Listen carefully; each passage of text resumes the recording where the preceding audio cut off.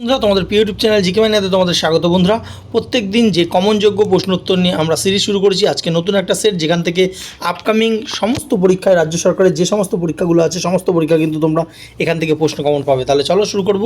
প্রথম যে প্রশ্নটা দেখতে পাচ্ছ যে বর্ধমান রাজ্য কার দ্বারা প্রতিষ্ঠিত? মহারাজা তেজচাঁদ, মহারাজা সঙ্গম রায়, মহারাজা গোপীনাথ না মহারাজা রামচন্দ্র? উত্তর কী হবে? উত্তর হবে অপশন বি, মহারাজা সঙ্গম রায়। তিনি কিন্তু বর্ধমান যে জায়গাটা সেটা কিন্তু তিনি প্রতিষ্ঠা করেছিলেন।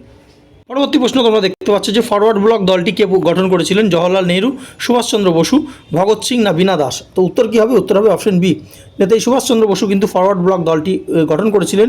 তোমরা জানো যে 1939 সালে যে কংগ্রেসের যে আইএনসিতে তিনি কিন্তু নির্বাচিত হয়েছিলেন পট্টবী সীতারামায়াকে হারিয়ে, কিন্তু পরবর্তীকালে যে গান্ধীজি সহ আইএনসির বিভিন্ন নেতাদের সঙ্গে তার মনোমালিন্য হয় এবং তারপর তিনি কিন্তু সেখান থেকে কংগ্রেস ত্যাগ করে 1939 সালে এই ফরওয়ার্ড ব্লক দলটি প্রতিষ্ঠা করেছিলেন।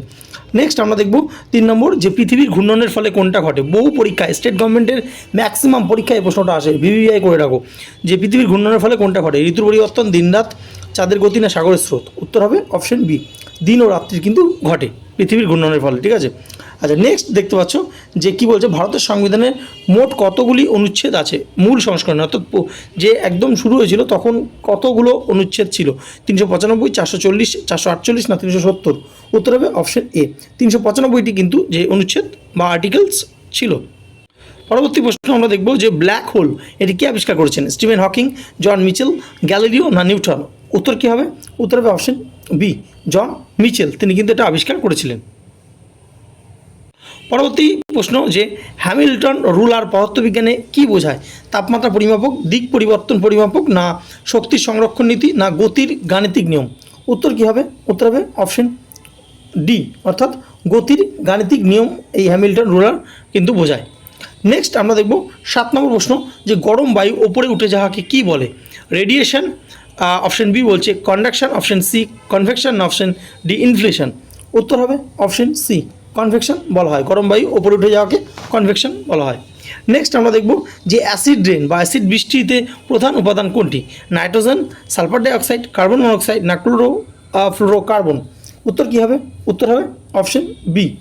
দেখো সালফার ডাইঅক্সাইড এবং নাইট্রোজেন ডাইঅক্সাইড এই দুটো কিন্তু এই রেন অ্যাসিডের মূল উপাদান। তো এখানে যেহেতু শুধু নাইট্রোজেন আছে এবং সালফার ডাইঅক্সাইড রয়েছে, তাই সালফার ডাইঅক্সাইড কিন্তু অ্যান্সার হলো। তো অ্যাকচুয়াল সালফার ডাইঅক্সাইড এবং নাইট্রোজেন ডাইঅক্সাইড দুটোই হবে। নেক্সট আমরা দেখব হলদিয়া কিসের জন্য বিখ্যাত? খাদ্য প্রক্রিয়ান, পেট্রোকেমিক্যাল, সিমেন্ট না রবার? তো আমরা প্রত্যেকে জানি পেট্রোকেমিক্যাল যে শিল্প গড়ে উঠেছে হলদিয়াতে। আচ্ছা নেক্সট আমরা দেখব যে পানাগড় সেনাঘাঁটি এটি কোন জেলায় অবস্থিত? বাঁকুড়া, বর্ধমান, পুরুলিয়া না ঝাড়গ্রাম? তো উত্তর কী হবে? উত্তর হবে অপশন বি, বর্ধমান। তো যদি বলে এখন যেহেতু বর্ধমান ভাগ হয়ে গেছে তো কোন বর্ধমানে আছে?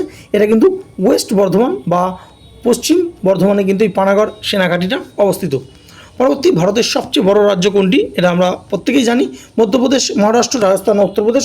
উত্তর হবে অপশন সি, রাজস্থান। রাজস্থান কিন্তু সবথেকে বড় আয়তনে রাজ্য।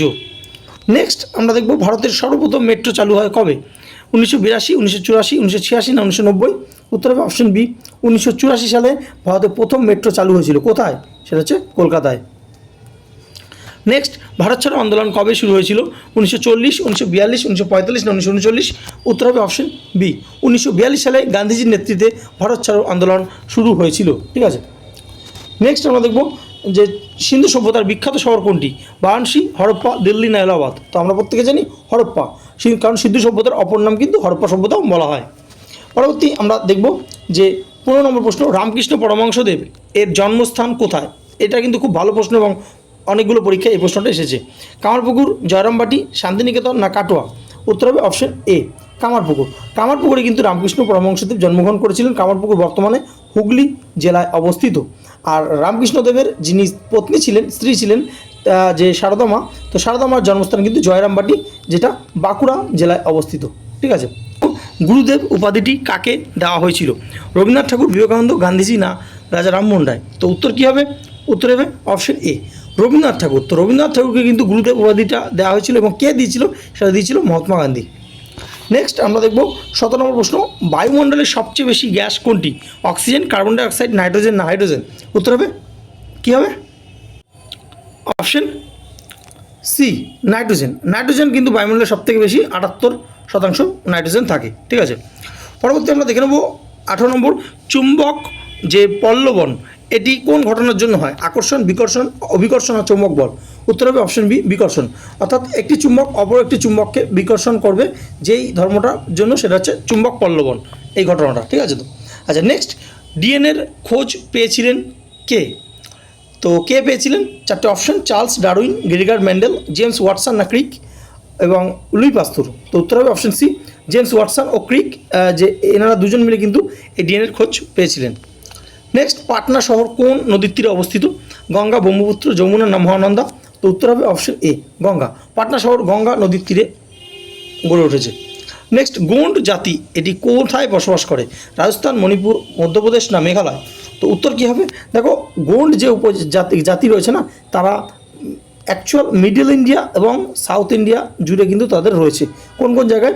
মধ্যপ্রদেশে রয়েছে, ছত্তিশগড়, বিহার, উড়িষ্যা, অন্ধ্রপ্রদেশ। ঠিক আছে তো? এই সব যে বলয়গুলোতে কিন্তু তারা রয়েছে, অন্ধ্রপ্রদেশ, তেলেঙ্গানা, এইসব জায়গায় গণ্ড উপজাতি রয়েছে। তো এখানে অপশন ওয়াইজ অ্যান্সার হয়ে যাবে অপশন সি, মধ্যপ্রদেশ। নেক্সট আমরা দেখব লালকেল্লা কোথায় অবস্থিত? তো লালকেল্লা চারটে অপশন, আগ্রা, দিল্লি, মুম্বাই না লখনৌ?